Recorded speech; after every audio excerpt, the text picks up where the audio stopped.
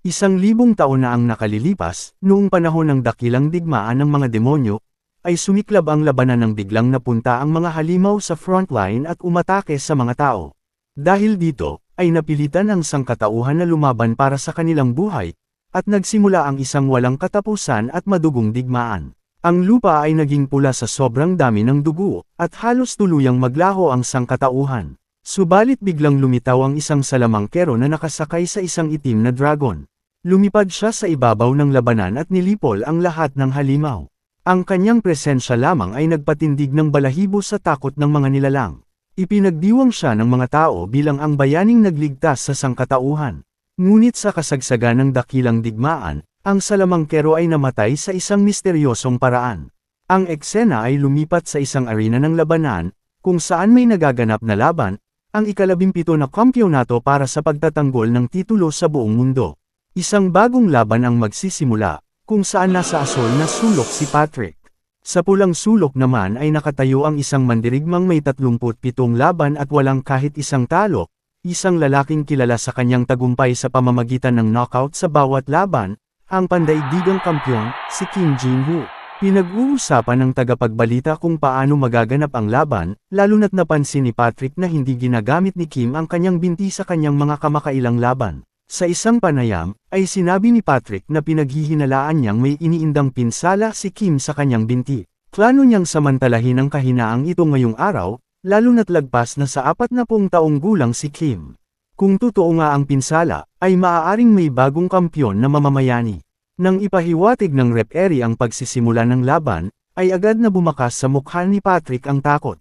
Mula pa lamang sa unang sandali ng laban, ay kaagad niyang naramdaman ang nakakapanindig balahibong presensya ni Kim, at kung bakit siya tinatawag na kampyon.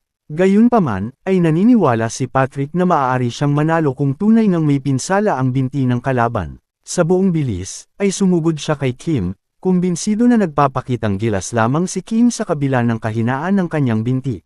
Ipinahayag ni Patrick na sisiguraduhin niyang hindi na kailanman magagamit ni Kim ang binti nito. Subalit sa mismong sandali na tangkain niyang hawakan ang binti ni Kim, ay nagulat siya nang biglang tumama ang tuhod nito sa kanyang mukha. Isang perpektong spinning kick ang tumapos sa kanya. Bumagsak si Patrick sa lupa at hindi na nakabangon pa.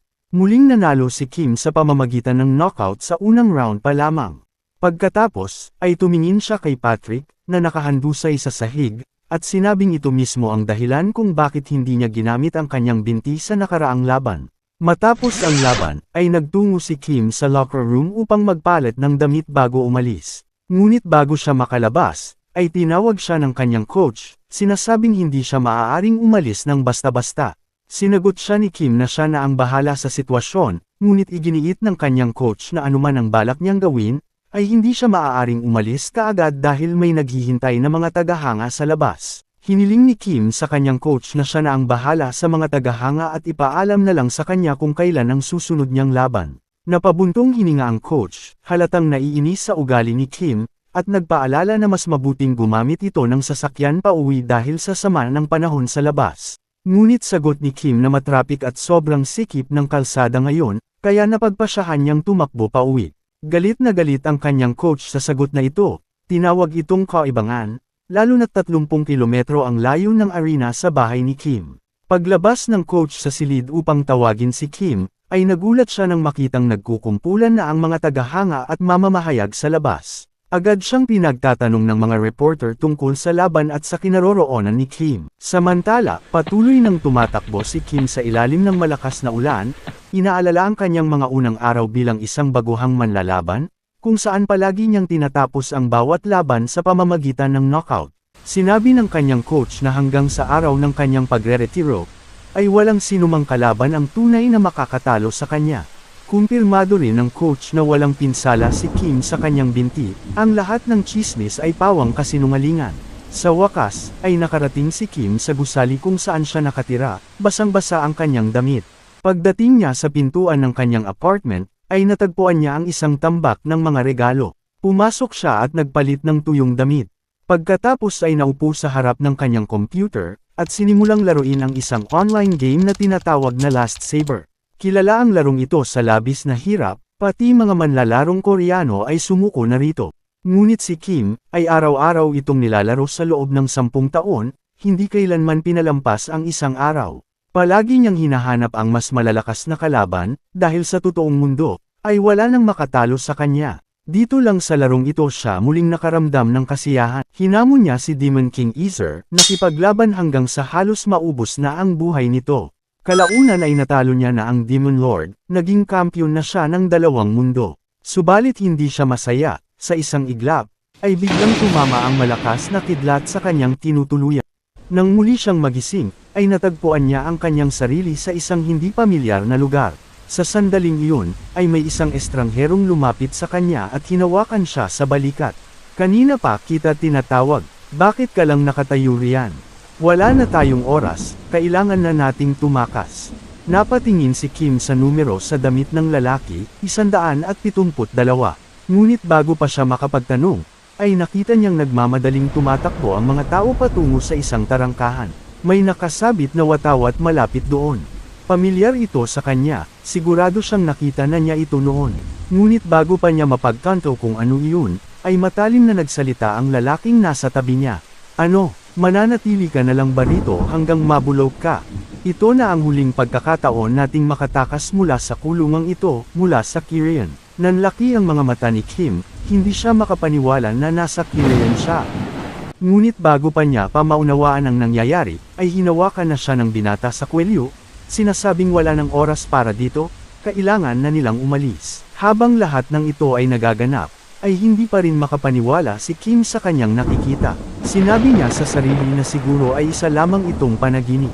Samantala, patuloy na nagsitakbuhan ang mga bilanggo habang papalapit sila sa labasan. Ngunit habang tumatakbo si Kim, ay isang malalim na pagkaunawa ang lumubog sa kanya, na hindi ito panaginip dahil masyadong totoo ang lahat. Naitanong niya sa sarili kung papaano siya napunta sa game na nilalaro niya. Ang mas masama pa, ay isa siyang bilanggo rito. Habang patuloy siyang tumatakbo, ay sinabi niya sa sarili na bagamat hindi malinaw ang lahat sa ngayon, ang pinakamahalaga ay ang makatakas muna sa kulungan. Habang tumatakbo, ay hiniling niya sa binata na bumagal ng kaunti, ngunit tinanggihan siya nito, sinasabing tigilan ng walang saysay na usapan at magpatuloy sa pagtakbo. Gayunpaman, ay isinaad ni Kim na may mali sa sitwasyon, sapagkat hindi dapat ganito kakunti ang bantay sa preso.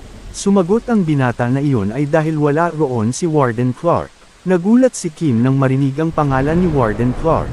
Nagpatuloy ang binata sa pagpapaliwanag na kakaalis lang ni Warden Clark, kaya ito ang perpektong pagkakataon upang makatakas. Ngunit biglang huminto si Kim at hinawakan ang binata sa kwelyo. Nagmakaawa ang binata na bumalik siya sa katinuan upang makatakas silang dalawa.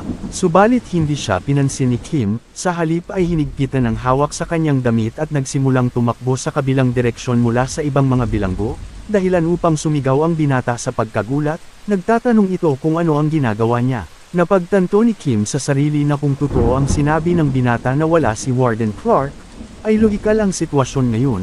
Subalit pinalaan siya ng kanyang likas na instinct bilang kampyon na huwag dumaan sa tarangkahang iyon. Samantala, ay pilit na nagpupumiglas ang binata mula sa hawak ni Kim, nagmamakaawang pakawalan siya. Nang bumukas ang tarangkahan ng kulungan, ay nagdiwang ang mga bilanggo, masayang ipinapahayag na sa wakas ay makakamit na nila ang kanilang kalayaan. Agad silang sumugod papunta sa labasan, sabik na bawiin ang kalayaang matagal nang ipinagkait sa kanila. Mas tumindi ang pagpupumiglas ng binata mula sa pagkakahawak ni Kim, sumisigaw na gusto rin niyang makatakas sa kulungan. Ngunit nang halos marating na ng mga bilanggo ang tarangkahan, ang kanilang kasabikan ay napalitan ng matinding takot, nang biglang bumagsak ang isa sa kanila. Sa harapan nila mismo, ay nakatayo si Warden Clark. Ngumiti si Warden Clark at tinawag ang kanyang mga bantay, iniutos na patayin ang bawat bilanggo, at walang ititira. Natigilan ang binata nang makita si Clark, kaya sinabi ni Kim na dapat ay naisip na niya mula pa lang sa simula na isa itong bitag. Ngayon, ang dapat nilang gawin ay tumahimik at tumakbo ng mabilis. Nagkagulo agad ang mga bilanggo, desperadong nagsitakbuhan palayo sa tarangkahan. Sinimulang patayin ng mga bantay ang bawat isa sa kanila, at matapos iyon, ay iniutos ng warden na hulihin ang mga natira pang bilanggo. Nang mahuli na ang lahat, ay pinapila sila.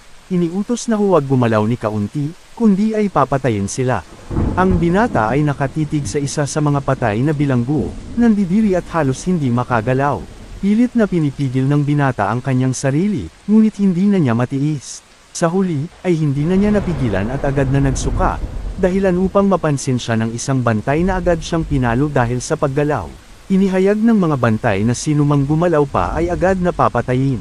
Napagtanto ni Kim na kung hindi man lang nila mapatawad kahit isang batang lalaki, ay hindi na nakakagulat kung may isa na namang massacre na magaganap. At kung mangyari iyon, ay wala siyang ibang magagawa kundi ang lumaban. Tumayo si Warden sa harapan mismo ni Kim, sinasabing maswerte siyang nabuhay sa araw na ito, na siguro ay wala silang tapang na tumakas. Nagpatuloy si Warden, sinasabing isang insulto na ang mga duwag na salamangkero tulad nila ay iniisip na kaya nilang maging karapat-dapat na rivals. Lumapit siya lalo, binalaan si Kim na pagsisisihan nito ang pananatiling buhay, at tinawag siya sa pangalang Arahan. Nang marinig ni Kim ang pangalang iyon, ay hindi niya inaasahan ito. Tumingin siya pababa sa isang maliit na tubig sa lupa, umaasang makita ang kanyang refleksyon ng malinaw. Hindi siya makapaniwala na nabuhay siyang muli bilang si Arahan. Sa loob ng isang linggo sa kulungan, ang tanging gawain ng mga bilanggo ay ang pagtayo ng mga tore ng bato. Napaisip si Kim na wala itong ibang silbi kundi ang pahirapan at pagurin sila. Tinitigan niya ang kanyang kamay at ang una niyang napagtanto ay kung gaano kahina ang kanyang katawan. Madali siyang napapagod sa pagbubuhat lamang ng isang bato, at 15 anyos pa lamang siya. Sinubukan pa nga niyang gumamit ng mahika ng palihim sa gabi. Subalit lahat ng kanyang pagsisikap ay nauwi sa kabiguan. Paano nga ba posible na may isang taong mula sa pamilyang Arahan ang hindi marunong gumamit ng mahika? Wala itong saysay, dahil kilala ang lahi ng Arahan sa kanilang pambihirang kakayahan sa Salamanca. Kaya naman, ay katawa-tawa na hindi siya makagamit ng mahika. Kumunat ang kanyang noo habang iniisip kung bakit nasa kulungan ang isang miyembro ng pamilyang Arahan. Baka siya lang talaga ang hindi marunong gumamit ng mahika, at marahil iyon ang dahilan kung bakit siya itinapon sa ganitong lugar. Biglang naputol ang kanyang pag-iisip nang sigawan siya ng isang bantay, inuutusan siyang dalhin ang bato sa kabilang panig agad-agad. Komportableng nakaupo sa kanyang upuan, ay tinanong ng bantay kung bakit siya nakatayo pa roon, at inuutusan siyang magmadali. Subalit nakatuon ng mabuti si Kim sa isang bagay sa kanyang harapan, isang system na nagsasabing kasalukuyang isinasagawa ang proseso ng synchronization, at dahil sa dami ng datos, ay maaaring matatagalan ito. Nagtataka siya kung gaano pa ito katagal matatapos. Nagbago ang tagpo sa kainan ng kulungan, kung saan napakaliit ng pagkain ng mga bilanggo. Napaisip si Kim na simula nang dumating siya sa kulungan, ay palagi siyang nagsasanay, ngunit ang kakulangan sa pagkain ng kanyang pinakamalaking balakid. Tinanong siya ng binatang nasa tabi niya kung balak na naman ba niyang laktawan ng almusal. Tumingin si Kim sa kanya. Sinabing sakto ang dating niya, at iniabot sa kanya ang isang tinapay. Naisip ni Kim na iniiwasan siya ng lahat ng bilanggo maliban sa binatang ito. Pagkatapos, ay naalala niya ang isang kakaibang usap-usapan tungkol sa pamilyang Arahan. Ang Arahan ang pinakamalakas na pamilya ng mga salamangkero sa buong mundo, at ang kanilang mga miyembro ay may natatanging pulang mata. Sinasabing isinumpo ang kanilang mga mata dahil sa napakaraming napatay nilang tao, at sinumang tumitig sa kanilang mata ay tiyak na mamamatay. Habang pinapanood niya ang binatang kumain, ay naisip niya na magkapareho lang ang kanilang edad at magkasama sila sa selda, kaya tiyak na malapit sila bago siya mapunta sa katawan na ito, bagamat wala siyang maalala. Nagtaka siya kung ano ang nagdala sa isang batang tulad niya sa kulungan. Matapos noon, ay binalaan siya ng binata na maging maingat sa mga susunod na araw, kaya tinanong siya ni Kim kung ano ang ibig niyang sabihin. Ipinaliwanag nito na dahil kay Kim, ay mas bumigat ang trabaho ng mga bilanggo, kaya nagkakaroon ng tensyon sa pagitan nila, kaya mas mabuting mag-ingat siya. Doon napagtanto ni Kim kung bakit tila masama ang titig ng ibang bilanggo sa kanya nitong mga nakaraang araw. Tahimik na binalaan ng binata si Kim tungkol kay bilanggo numero 589, ang pinuno ng mga bilanggo. Isang lalaking kilala sa mga arena ng pakikipaglaban at nabilanggo dahil sa maraming tao na kanyang pinatay. Kalmadong sinabi ni Kim na mapapahamak ang binata kung patuloy itong makikasama sa kanya. Ngunit iginiit ng binata na hindi niya kayang talikuran ang isang kaibigan, lalo na't naging mas malapit na sila. Sumagot si Kim na kahanga-hanga ang katapatan ng binata, subalit binalaan siyang magiging mahirap ang kanyang landas, kaya iniling niya sa binata na lumayo na mula ngayon. Nagulat ang binata at tinanong kung bakit niya biglang sinabi iyon. Biglang narinig nilang dalawa ang maraming yabag na papalapit. Tumingin si Kim sa paparating na mga bilanggo at sinabi sa binata na mukhang mangyayari na ang kanyang kinatatakutan. Sinundan ng binata ang tingin ni Kim at nanigas siya sa takot nang mapagtanto niyang dumating na ang pinuno ng mga bilanggo kasama ang kanyang grupo. Direktang hinarap ng pinuno si Kim, narinig niyang dumobli ang gawain ng lahat dahil kay Kim. Kalma namang tinanong ni Kim kung totoo iyon, at kung gayon, ay gagamitin na lang niya ito bilang pagsasanay. Ngunit bago pa niya matapos ang kanyang pangungusap, ay isang napakalakas na suntok ang pinakawalan ng pinuno patungo sa kanya. Sobrang lakas ng suntok na nagdulot ito ng alikabok, kaya nabahala ang binata. Subalit laking gulat ng kalbo nang makita niyang mahigpit na hawak ni Kim ang kwelyo niya, at may matatalas na titig sa kanyang mga mata. Agad na isinikad ni Kim ang kanyang tuhod sa ulo ng pinuno. Hindi makapaniwala ang binata at ang iba pang mga bilanggo sa biglaang pangyayari. Ngunit nang marinig nila ang mapanuyang tanong ng pinuno kung ano ang sinusubukang gawin ni Kim, ay napagtanto ni Kim na tila walang epekto sa kalaban ang kanyang pag-atake. Bago siya biglang hinablot sa kanyang damit at itinapon ng buong lakas. Muling tinawag ng binata ang numero ni Kim, habang ang pinuno naman ay mapanuksong nagtanong kung ito lang ba ang kaya ni Kim, saka nagdeklara na hindi siya titigil hanggat hindi niya siya napapatay. Sa sandaling iyon, ay muling lumitaw ang status window sa harapan ni Kim, nagsasaad na natapos na sa wakas ang proseso ng synchronization.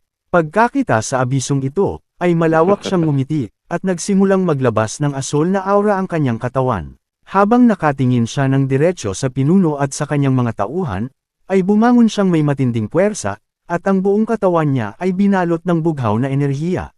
Maliwanag na mas malakas siya ngayon kaysa dati. Pumosisyon siya para lumaban at sinabihan ang pinuno na sumugod. Tumawa ng malakas ang pinuno, tinawanan ang kanyang mga salita, at mapanuyang sumagot. Iniinsulto niya si Kim na kahit itinakwil siya ng kanyang pamilya ay may lakas pa siya ng loob magpakita ng kumpiyansa.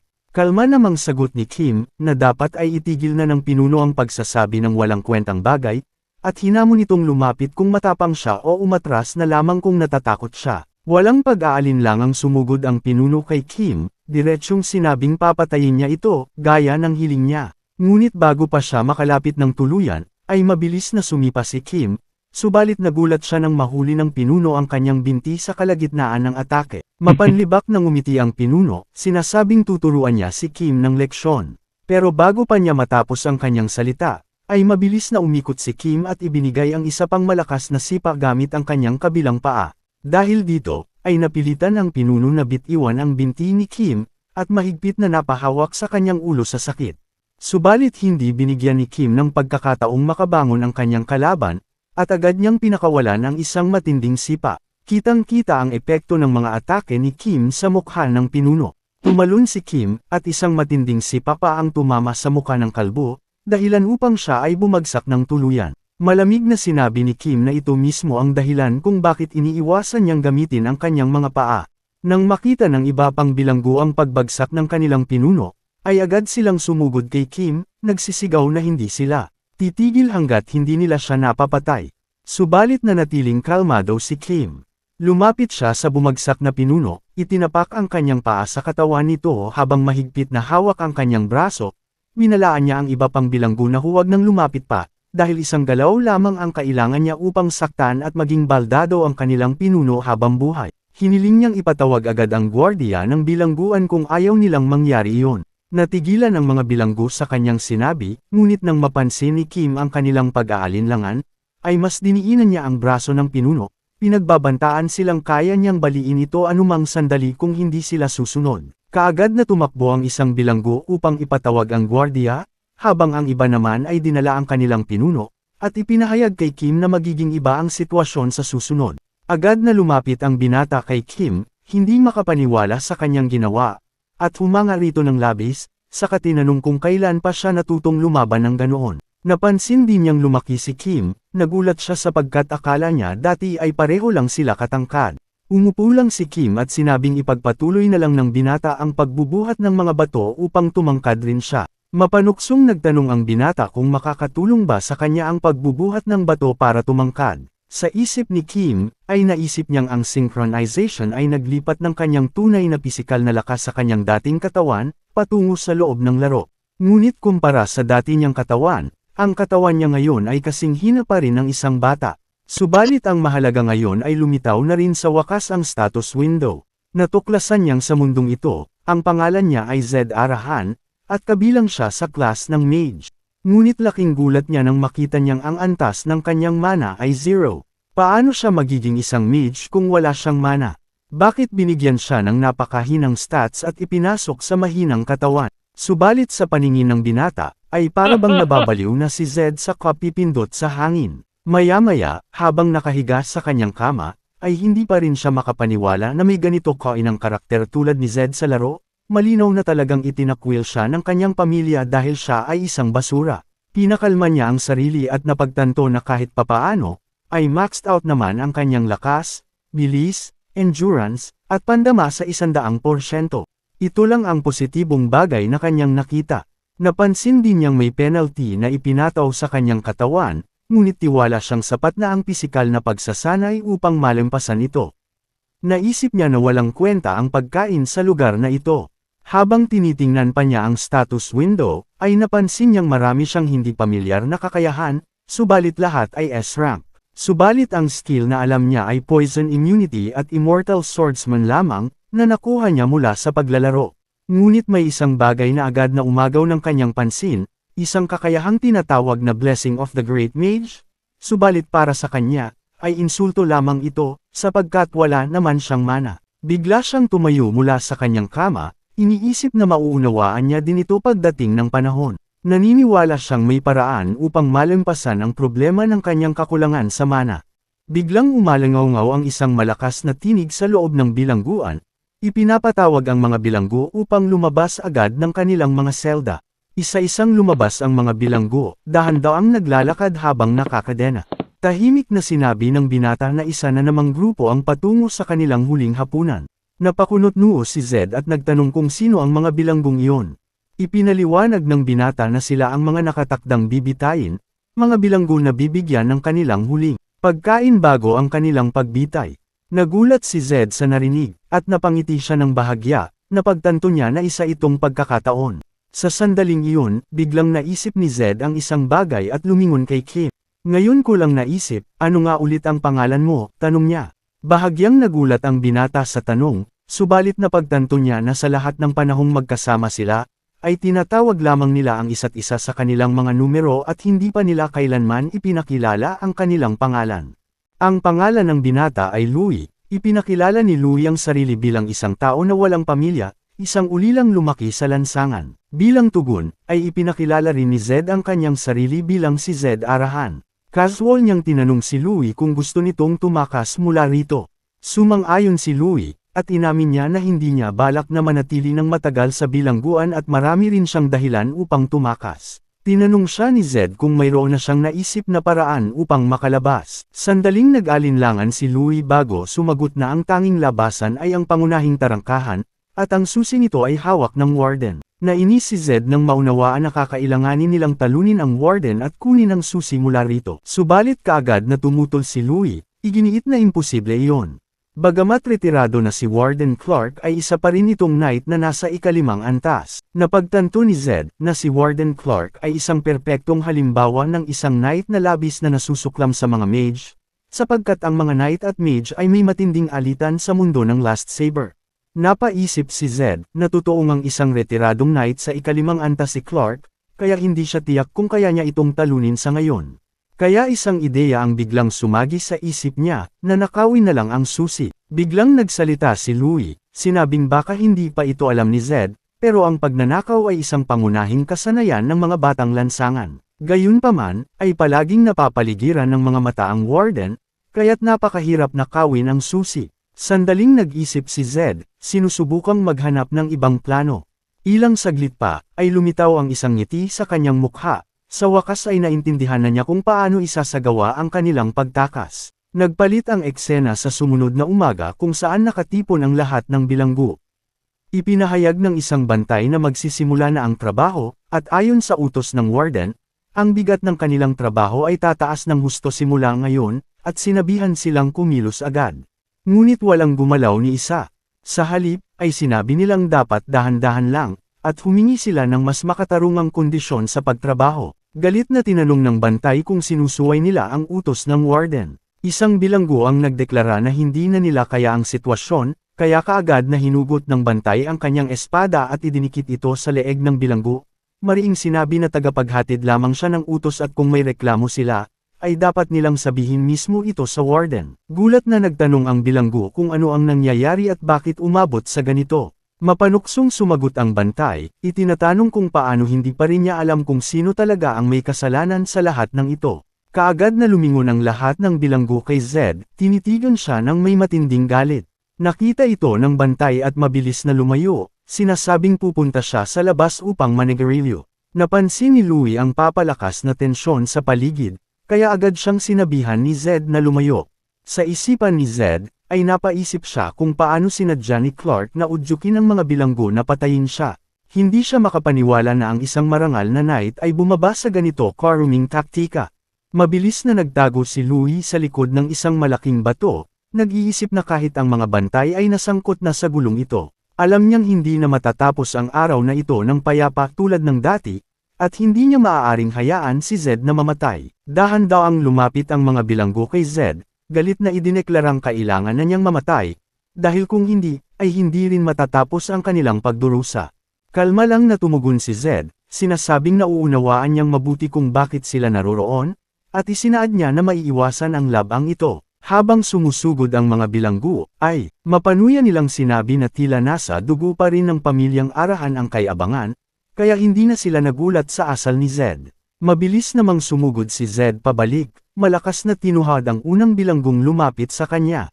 Agad itong bumagsak sa lupa at hindi na makatayo. Matatag na idineklara ni Zed na hindi niya hahayaan na patayin siya ng basta-basta. Pinalibutan siya ng natitirang mga bilanggo, tinawag siyang baliw, subalit kalmado siyang sumagot na matagal na niyang hinahanap ang isang paraan upang maibuhos ang kanyang galit, at ngayon ay handa siyang gamitin ang labang ito upang pampawala ng galit. Pumwesto siya para lumaban, buong tapang na hinamon ang lahat na sabay-sabay siyang atakihin. Tinanggap ng mga bilanggo ang hamon at sumugod ng buong puwersa. Sinaktan sila ni Zed isa-isa, at habang ginagawa niya ito, ay tuwang-tuwa niyang sinabi na ito mismo ang hinahangad niya, isang pagkakataong makipaglaban sa kanilang lahat ng sabay-sabay, imbes na isa-isa lamang. Patuloy niyang pinatumba ang mga bilanggo ng walang awa, halatang nasisiyahan sa laban. Ipinahayag niyang ito mismo ang uri ng kasabikan na matagal na niyang hinahanap. Matapos pabagsakin ang ilan pang bilanggo, ay muli niyang hinamon ang lahat na umatake sa kanya gamit ang kanilang buong lakas. Isang bilanggo ang nagtangkang umatake mula sa kanyang likuran, ngunit madaling naiwasan ito ni Zed at mabilis na gumanti gamit ang isang malakas na siko. Mabilis siyang umatake sa bawat isa gamit ang nakakamanghang bilis. Samantala, ay pinanood siya ni Louie mula sa malayo, lubos na namangha sa husay ni Zed. Hindi siya makapaniwala sa kanyang nakikita. Subalit may biglang tumawag sa kanya, sinasabing sumama siya para sa isang pribadong usapan. Sa kabilang banda, ay patuloy na nilalabanan ni Zed ang mga bilanggo, na ngayon ay pinili ng lumaban gamit ang kutsilyo. Subalit hindi ito naging hadlang kay Zed, kahit may armas ang kanyang mga kalaban, ay wala itong epekto sa kanya, sa halip ay mas nalilibang pa nga siya sa hamon. Sa wakas, ay isang preso ang sumigaw kay Zed, dahilan upang siya ay huminto. Malamig na binalaan siya ng preso na tigilan ang pambubugbog sa mga bilanggo at tanggapin na lamang ang kanyang kamatayan. Dahil kung hindi, ay papatayin nila ang kanyang kaibigan. Nagpumiglas si Louie at sumigaw kay Zed na huwag silang pakinggan. Galit na tumingin si Zed sa mga kalbo, malamig na sinabing ginawa lang nila ang pinakamalaking pagkakamali ng kanilang buhay. Mapanukso niyang idinagdag na sila mismo ang nagdala ng kanilang kapahamakan. Tumalon ang preso na hawak ang kutsilyo at nagbanta na siya ay isang knight na nasa ikalawang antas. Subalit mabilis na naglahos si Zed, na ikinagulat ng kalbo, lumingon siya sa paligid. At sa likuran niya, ay naroon si Wade, na kaagad na pinatumba ang isa pang kalbo sa lupa. Ang kalbo ay sumigaw, hindi makapaniwala na gumamit si Zed ng mahika. Subalit nilinaw ni Zed na hindi ito isang mahika. Kaya ipinakita niya kung papaano, sinumulan niyang ikutin ang kanyang katawan, at nang malapit na siya sa kalbo, ay sinipa niya ito ng napakalakas, dahilan upang tumilapon ito. Subalit sa gitna ng gulo, ay nagpakita si Warden Clark, ang pinuno ng bilangguan. Tinutok niya ang kanyang galit na mga mata kay Zed at nagsalita, "Zed Arahan, ipaliwanag mo ang iyong mga ginawa. Subalit bago pa makapagsalita si Zed, ay kaagad na sumingit si Louie. Isinaad na si Zed ay hindi ang salarin, siya po ay isang biktima lamang, ang mga preso po ang nag-umpisa ng gulo at si Zed po ay pinagtanggol lamang ang sarili niyang kaligtasan. Gulat na tumingin si Warden sa mga nakahandusay na preso. Tinanong niya si Zed kung ginamit niya ba ang kanyang mana. Subalit walang pakialam na sumagot si Zed ng, "Aba malay ko."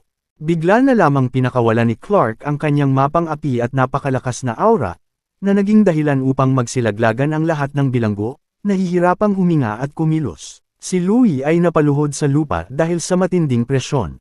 Ngunit si Zed ay hindi naaapektuhan, siya ay napapalibutan ng sarili niyang kumikislap na asul na aura. Ikinagulat ito ni Zed, na nagsabing imposible para sa isang ordinaryong tao na tiisin ang mapang-aping aura ng isang ikalimang antas na kabalyero, hanggang sa lumitaw ang isang abiso na nagsasabing aktibo ang kanyang S-rank na katangian, ang Noble Hero Spirit, na nagpapahintulot sa kanyang ganap na tanggihan ang mga mapang-aping aura. Namangha siya sa kapangyarihang ito, kinikilala niya ito'y likas lamang para sa kanya, dahil narating na niya ang tugatog ng kanyang orihinal na mundo. Kumpiyansa niyang tinapos ang pag-iisip na ang isang simpleng ikalimang antas na kabalyero ay walang laban sa kanya. Lubhang nagulat si Warden Clark nang makita niyang hindi naaapektuhan si Zed ng kanyang aura. Hindi makapaniwalang nakatayo si Zed na may matibay na kumpiyansa kahit hindi pa nito nabubuksan ang kanyang mana. Napabuntong hininga si Clark sa pagkainis, at bigla niyang pinalakas pa lalo ang kanyang pagpapalabas ng mana. Ngunit muling nanatiling matatag si Zed habang lalo pang nagdurusa ang mga bilanggo. Matapang na idineklara ni Zed sa kanyang sarili na ito ang tunay na lakas ng S-rank na Noble Hero Spirit. Tinanong ni Zed sa sarili kung ano na ngayon ang balak gawin ni Clark. Gulat at nangangatog si Clark sa pagkaunawang kahit ang pinakamalakas niyang aura ay walang epekto kay Zed. Sa sandaling iyon, ay desperadong sumigaw ang mga gwardya kay Clark na itigil na ang kanyang aura dahil hindi na rin nila ito kinakaya. Ayaw man niya, ay pinatigil rin sa wakas ni Clark ang kanyang aura habang nagngangalit sa galit. Mapait na iniisip na buti na lamang at dito na natapos ang sitwasyon, dahil kung hindi, ay baka nabunot na niya ang kanyang espada upang putulin ang ulo ni Zed. Nang bumalik na ang katahimikan, ay iniutos ni Clark sa mga gwardya at mga bilanggo na ipagpatuloy na ang kanilang trabaho. Subalit bago pa man siya makaalis, ay biglang tinawag siya ni Zed, sinasabing may mahalaga siyang gustong sabihin. Pagod na raw siya sa walang katapusang pagbubuhat ng mga bato at sa pamumuhay sa ilalim ng takot sa mga bilanggo. Kaya't napagpasyahan na niyang wakasan na ang lahat ng paghihirap na ito.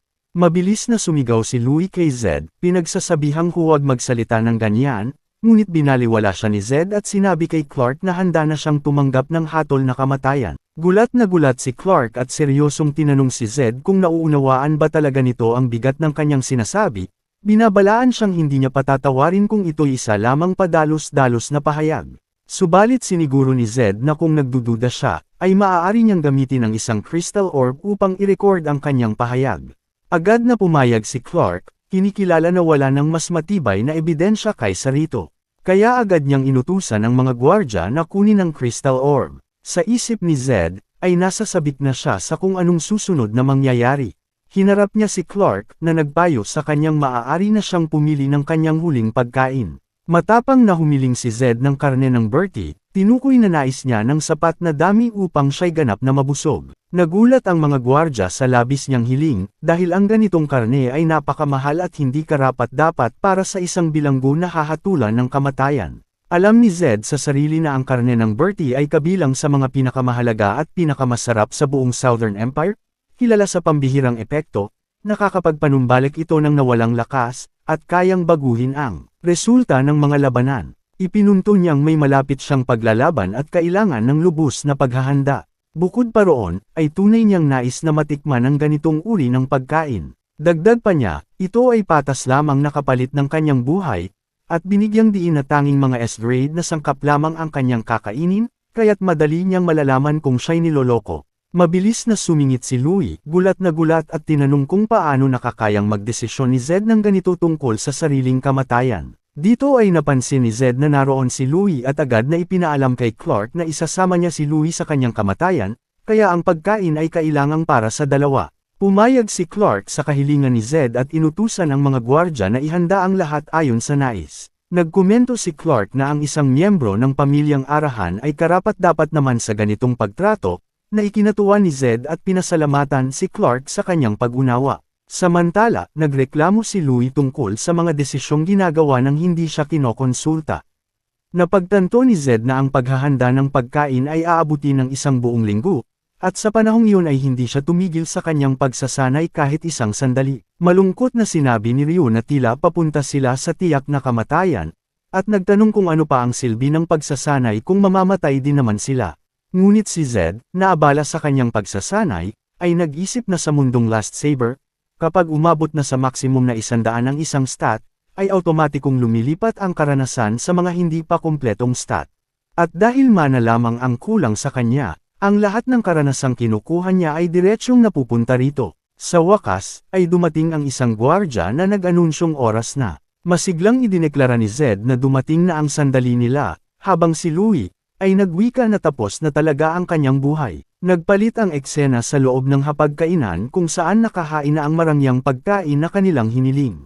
Nang matikman ni Louie ang pagkain, ay napaluha siya sa sobrang sarap, at emosyonal na inamin na ito ang unang beses sa kanyang buhay na nakatikim siya ng ganito kasarap na pagkain. Masayang tugon ni Zed na lahat ng ito ay dahil sa kanya. Biglang maraming notification windows ang lumitaw sa harapan ni Zed, ipinapakita na mabilis na tumataas ang kanyang mga stats at unti-unting nawawala ang mga parusa sa kanyang katawan. Ngumiti si Zed ng may kasiyahan, idineklara na matagumpay na naisakatuparan ang unang yugto ng kanyang plano. Sa ibang lugar, ay sinabihan si Warden Clark ng isa sa mga gwardya na nagsimula ng kumain sina Zed at Louie. Mahigpit na iniutos ni Clark na wala ni isa mang lalapit sa kanila. Nagsimulang magmuni-muni si Clark sa mga kamakailang pangyayari kay Zed, nararamdaman niyang tila may kakaiba.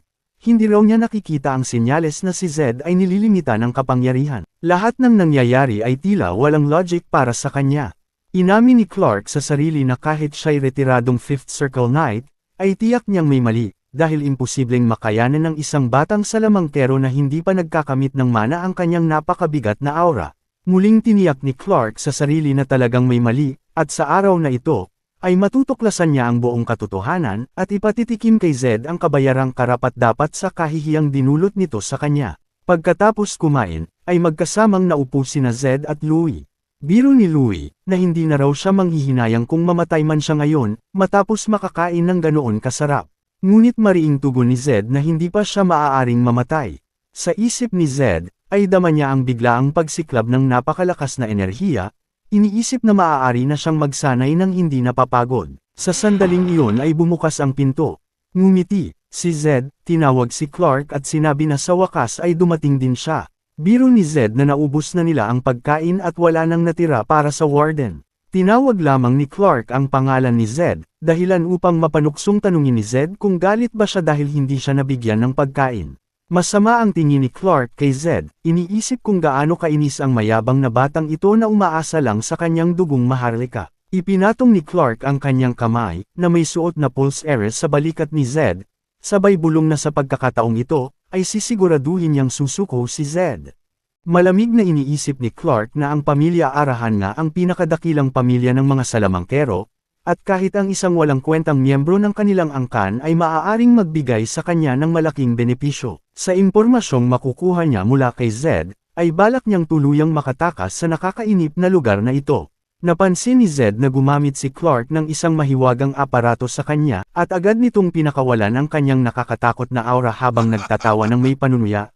Tinatanong si Zed kung ano ang masasabi niya sa lakas ng aura na ito, nakakasigurong hindi niya ito kakayanin. Ngunit tumitig lamang si Zed ng buong tapang, walang bakas na naaapektuhan siya. Sa sandaling iyon, ay isinubukang itulak ni Louie si Clark palayo kay Zed, ngunit marahas siyang itinulak ni Clark, dahilan para bumagsak siya sa sahig. Nasasaktan si Louie sa sobrang sakit dahil sa matinding pressure na dulot ng aura ni Clark. Kalma namang sinabi ni Zed sa kanya na sumuko na lamang. Muling sumigaw si Clark, labis ang pagkabigla, dahil hindi pa rin nakakaramdam si Zed ng epekto. Determinadong lumapit si Clark at sabay ipinatong ang dalawang kamay kay Zed, at pinatindi pa ang aura upang palakasin ang epekto nito. Subalit nanatiling walang epekto ito kay Zed, at simpleng napabuntong hininga lamang ito sa pagkainip. Itinulak niya palayo ang mga kamay ni Clark at sarkastikong sinabing kung gusto talaga siyang patayin, ay gawin na lang ito sa legal na paraan. Muling nagulat si Clark, iniisip kung paanong hindi umubra ang kanyang aura na pinalakas pa ng mahiwagang aparato. Napagtanto niya na siguro ay mas mataas pa ang mana ni Zed kaysa sa kanya, na maaaring umabot sa antas na ika-6. Ayaw man niyang tanggapin, ngunit baka ito nga ang tunay na kapangyarihang tinatago ng pamilyang Arahan. Hindi makapaniwala si Clark, na kahit narating na niya ang ika-5 antas, isang antas kung saan inilaan niya ang buong buhay niya upang maabot, subalit hindi pa rin niya napasuko ang isang baguhang salamangkero. Sarkastikong tinanong ni Zed kung tapos na ba siya sa kanyang walang kwentang pagsubok. Sa wakas ay sumuko na si Clark at sinabi kay Zed na nakatakda ang kanyang pagbitay kinabukasan ng umaga. Dagdag pa niya, na kahit ang isang salamangkero ng pamilyang Arahan ay hindi makakatakas sa batas ng imperyo. Lumipat ang eksena sa opisina ni Clark kung saan nagsusulat siya ng ulat, sinasabing kakaunti lamang ang impormasyong nakuha niya mula kay Zed, subalit ito ay maaaring maging mahalaga sa mga kabalyero. Subalit habang nagsusulat, ay bigla siyang nakaramdam ng matinding pagod, dulot ng sobrang paggamit ng mana at dahil sa aparato na kanyang ginamit. Gusto man niyang tapusin ang ulat, ay hirap na siyang hawakan ang panulat. Lumipat ang tagpo kay Louie na kagigising lang. Nasa tabi niya si Zed at tinanong siya kung kamusta ito. Sagot ni Louie na pakiramdam niya ay sobrang nahihilo siya. Nagbiro si Zed na naging mautak naman siya kagabi. Napatawa si Louie at ipinakita ang mga susi ng tarangkahan na matagumpay niyang ninakaw, sabay tanong kay Zed kung anong masasabi nito sa kanyang kakayahan. Pinuri siya ni Zed, sinabing kamangha-mangha ang kanyang ginawa. Kahit sa loob-loob niya'y alam niyang mapanganib ito para sa isang ordinaryong tao, subalit napakalakas ng loob ni Louie. Pinaliwanag ni Louie na naging matagumpay ang kanilang plano dahil nakatuon lamang si Clark kay Zed. Ngunit nag-alala si Louie at tinanong kung talagang ayos lang si Zed, at sinigurado ni Zed na ayos lang siya. Ngunit ramdam ni Louie na may kakaiba at inakusahan siyang may itinatago.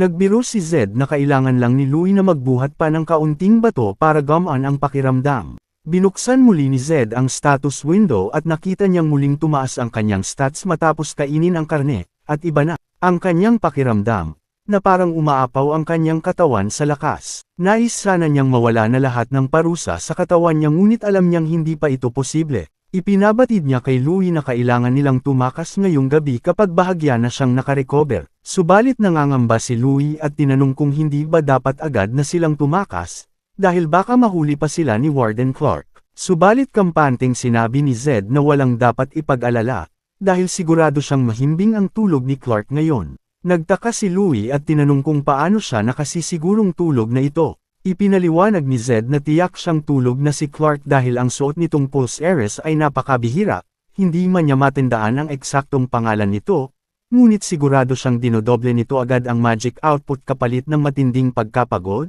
kaya tiyak niyang tulog na ito ngayon.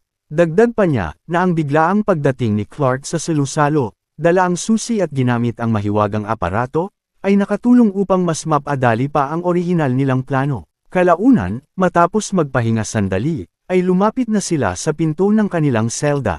Sinabi ni Zed na oras na para tumakas, sabay biro kay Louie na pwede naman siyang maiwan kung natatakot ito.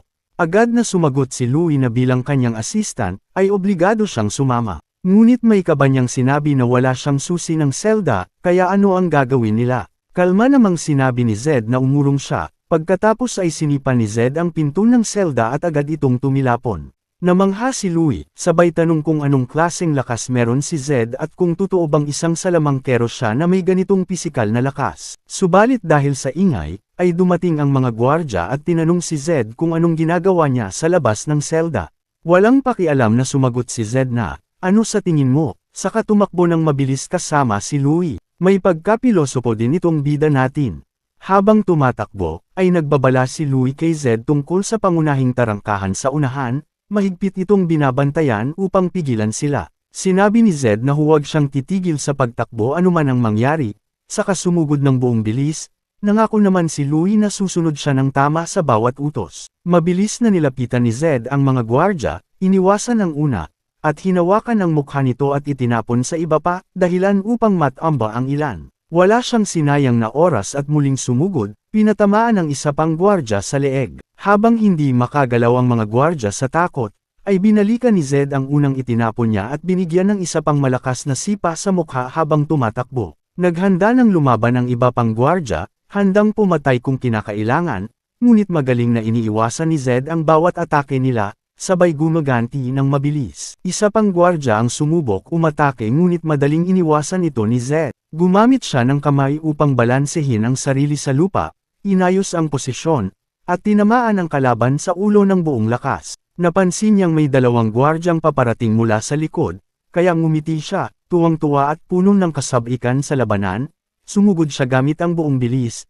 at bago pa man makapaghanda ang dalawa, ay napabagsak na niya ito.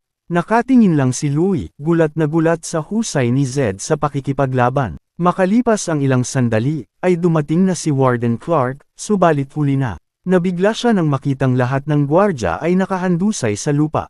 Humingi ng paumanhin ang mga gwardya dahil nabigo nilang mahuli sina Zed at Louie at nakatakas ang mga ito. Galit na galit si Clark at sumigaw, iniutos na habulin at hulihin agad ang dalawa. Lumipat ang eksena sa karatig baryo ng Mata malapit sa piitan. Nagtago sina Louie at Zed sa loob ng mga kahon, at lumabas lamang matapos masiguro. Ligtas na sila. Binanggit ni Zed na masyado pa rin silang malapit sa piitan, kaya pwedeng madiskubre pa sila ng mga gwardya. Gayunpaman, sumagot si Louie na wala silang ibang pagpipilian dahil napakalayo ng ibang mga bayan. Ipinaliwanag niyang ang pagtatago kasama ng mga ordinaryong tao ang pinakamabisang paraan upang hindi sila mahanap, kaya't masisiguro ang kanilang kaligtasan. Tinanong ni Zed kung ano ang hinahanap niya, kumuha si Louie ng damit mula sa isang kahon at iniabot ito kay Zed, sinabing isuot niya ito. Napangiwi si Zed sa pagkainis, tumutol na ang maruruming damit na iyon ay para lamang sa mga pulubi. Kalma namang sagot ni Louie na halos mga pulubi ang nasa paligid, kaya ang pagsuot ng ganoong kasuotan ang pinaka-epektibong paraan upang hindi sila mapansin. Sa huli, ay napaniwala rin si Zed sa paliwanag ni Louie, kahit labag man sa loob ay sinuot niya pa rin ang dala nitong damit. Matapos iyon, ay sinabi ni Louie na aalis muna siya upang kumuha ng ilang kailangang gamit at pinayuhan si Zed na manatili at huwag umalis. Nagdududang tinanong ni Zed kung paano niya kukunin ang mga iyon kung wala naman silang pera. Ngumiti si Louie at sinabing hindi niya kailangan ng pera, magnanakaw na lang siya ng kailangan nila. Nangakong hindi siya magtatagal at ipinagmalaki pang siya nga ang assistant ni Zed. Kaya tahimik na naghintay si Zed sa pagbabalik niya. Makalipas ang halos isang oras, ay dumating din si Louie. Tinanong siya ni Zed kung ano ang nakuha niya, at inilabas ni Louie ang may kulay na contact lens upang itago ang matingkad na pula na mga mata ni Zed. Nagtanong si Zed kung sapat na ba iyon, sumagot si Louie na oo, dahil kahit papaano ay matatakpan nito ang pulang kulay na sumisimbolo sa pamilyang Arahan. Pinaliwanag pa ni Louie na sa katimugang rehiyon na kontrolado ng angkan ng Bahal, ay sobrang uso ang kulay asul na lente sa mata, lalo na sa mga arroganting maharlikang ginagawang kayamanan ng kulay ng mata. Tahimik na napaisip si Zed at sinabing kilalang kilala nga ang angkan ng Bahal. Naalala niyang Torres Bahal ang pangalan ng pangunahing bayani sa orihinal na kwento, ginamit pa nga niya ito sa paglalaro. Kinakatawan ng Arahan ang larangan ng mahika, at Bahal naman sa espada. Ipinaliwanag niya na sa mundong ito, ay malalim ang galit ng dalawang angkan sa isa't isa, katulad na lamang ng pagkakaiba ng kanilang mga mata. Ibinunyag ni Louie na may nahanap na siyang magandang lugar para makapagpahinga sila. Bago makatulog, ay nag-isip-isip si Zed sa sitwasyon niya, paano nga ba siya napadpad sa loob ng isang mundo ng laro bilang isang bilanggo, at ngayon natutulog sa isang kwadra. Pero sa kabila nito, ay may kakaibang saya siyang nararamdaman. Napatingin siya kay Louie, iniisip kung bakit patuloy itong sama-sama sa kanya, kahit alam nitong si Zed ang talagang hinahabol ni Clark, subalit sa kabila ng panganib, ay nananatili itong nasa kanyang tabi. Napagtanto niyang kaunti lang talaga ang alam niya tungkol kay Louie, sa isip niya, ay isa lang naman itong palaboy at maliit na magnanakaw na nangangailangan ng tulong, ngunit hindi pa rin niya alam kung tunay nga ba itong mapagkakatiwalaan. Kinabukasan, paggising nila, ay napansin ni Zed kung gaano talaga kalunos-lunos ang lugar. Hindi niya ito nakita kagabi dahil madilim, hindi siya makapaniwala na nakatulog siya sa ganito. Tinukso siya ni Louie at sinabing halatang galing siya sa mayamang angkan kaya hindi siya sanay matulog sa ganitong lugar. Sumagot si Zed, kung may tao ba namang gustong tumira sa ganito. Seryosong sagot ni Louie na walang gustong tumira sa ganito, kadalasan, ay napipilitan lang. Nagpasya si Zed na hindi sila maaaring magpatuloy sa ganitong buhay. Kailangan nilang kumita ng pera, lalo't kailangan din nila ng pagkain upang mabuhay. Maingat na tanong ni Louie kung paano niya ito balak gawin kung kailangan pa rin nilang magtago sa mga gwardya, sabay biro na baka gusto niyang matutong magnakaw. Ngumiti si Zed, tumanggi siyang magnakaw, at hiniling na lamang kay Louie na hanapan siya ng arena kung saan siya pwedeng lumaban. Dinala siya ni Louie sa isang underground fighting arena na kilala sa matitinding labanan. Pagpasok pa lang nila, ay lumitaw ang pananabik sa mukha ni Zed habang pinalilibutan sila ng masiglang mga tagahanga. Mahinang bulong ni Louie, mali yata ang pinuntahan natin, pero buong kumpiyansang sagot ni Zed na ito mismo ang lugar na hinahanap niya. Nagsimula silang manood ng laban. Nagsisigawan ang mga manunood, humihingi ng dugo at karahasan. Inamin ni Zed na inaasahan niyang simpleng arena lang ito pero nalampasan pa nito ang inaasahan niya. Nanginginig si Louie sa takot at gustong-gusto nang umalis, pero si Zed ay nakatutok pa rin sa laban. Sa loob ng arena, ay kitang-kita ang kalamangan ng mandirigmang nakaputi na nakasuntok ng malakas sa mukha ng kalaban, dahilan upang dumugo ng todo ang ilong nito. Tuloy-tuloy lang sa pag-atake ang nakaputi, walang awang pinaghahampas ang katunggali. Kabado si Louie, sinabing tila normal lang dito ang patayan. Ngunit bago pa siya makapagsalita ulit, ay napansin niyang nawala na si Zed sa tabi niya. Biglang natahimik ang buong arena, nagulat ang lahat sa nakita nila. May isang batang lalaking hamarang sa suntok ng nakaputi at buong ginhawang pinigil ito. Si Zed iyon, kalma niyang sinabi na hindi na makalaban ang kalaban nito at dapat na siyang tumigil. Tiningnan siya ng lalaki, hindi makapaniwala na isang bata ang humaharap sa kanya. Tulala rin si Louie sa gulat habang nakikita si Zed sa gitna ng arena. Iniisip kung bakit ito basta-basta na lang tumalon sa gitna ng laban. Humarap si Zed sa referee at sarkastikong tinanong kung tinanggap ba nito ang suhol kaya hinahayaan pa rin ang laban kahit tapos na ito, o baka naman walang batas sa arena na ito. Galit na hinatak ng lalaki ang kanyang kamao, nag-aalala siya na baka isang maharlika si Zed. Napansin ng mga tao ang totoo, kaya't nainis sila, isang pulubi lang ang sumira ng kanilang kasiyahan. Kalma lang si Zed at sinabing siya na ang mananagot sa nangyari, at makikipaglaban siya sa lalaki bilang kapalit ng kasiyahang sinira niya. Ngiting may kumpiyansa, ay nangakong bibigyan niya sila ng isang laban na hindi nila malilimutan. Kinabahan si Louie at dali-daling nilapitan si Zed. Pinagalitan niya ito, sinabihang paulit-ulit na siyang nagbabala na delikado ang kanyang kay-abangan. Ipinaalala niyang paborito ng madla ang lalaking iyon at halos imposibleng manalo si Zed. 1 sa 1,000 lang ang tsansa niya, at baka pa nga 1 sa 10,000 lamang, kaya nakiusap siyang pumili na lang ng ibang kalaban. Ngunit buong tapang na sinabi ni Zed na mag-relax lang siya, at inutusan siyang kunin ang lahat ng pera nila at ipusta sa kanya. Galit na tanong ni Louie kung nakinig ba talaga ito ng kahit isa sa mga sinabi niya. Pero biglang binago ni Zed ang usapan at masiglang sinabi na pagkatapos nito, ay kakain tayo ng mamahaling karne. Nang magsimula ang laban, ay tahimik na inamin ng lalaki sa sarili na kahit mukhang pabigla-bigla si Zed, ay may kakaibang aura ito. Sa kabila ng itsurang 15 anyos, ay perpekto ang kanyang paghinga, na tila ba isang veteranong mandirigma. Ang pinakanakapagpagulo sa kanya ay ang kakaibang posisyon ni Zed, dahil wala pa siyang nakikitang ganito. Biglang nakaramdam siya ng panganib mula kay Zed, kaya tumawa siya sa sarili sa ideyang natatakot siya sa isang batang lansangan, kaya't buong bilis siyang sumugod, ngunit bago pa man siya makalapit, bigla siyang tinamaan ng malakas na suntok sa mukha. Nagsimulang dumugo ang ilong ng lalaki dahil sa suntok ni Zed. Kalma niyang ipinaliwanag sa lalaki na kapag sumusuntok, ay hindi dapat iniuurong ang kamao sa likod ng balikat, sa halip, ay dapat dumiretso ang suntok mula sa posisyon ng depensa papunta sa mukha ng kalaban sa pinakamaikli at pinakamabilis na paraan. Binanggit niyang ang bilis ang susi, at minsan ay mas napapalakas pa ito sa pamamagitan ng bigat ng katawan. Agad na sumunod si Zed ng isa pang mas malakas na suntok sa mukha ng lalaki, agad na nabasag ang ilan sa mga ngipin nito at nabalot ng dugo ang kanyang mukha.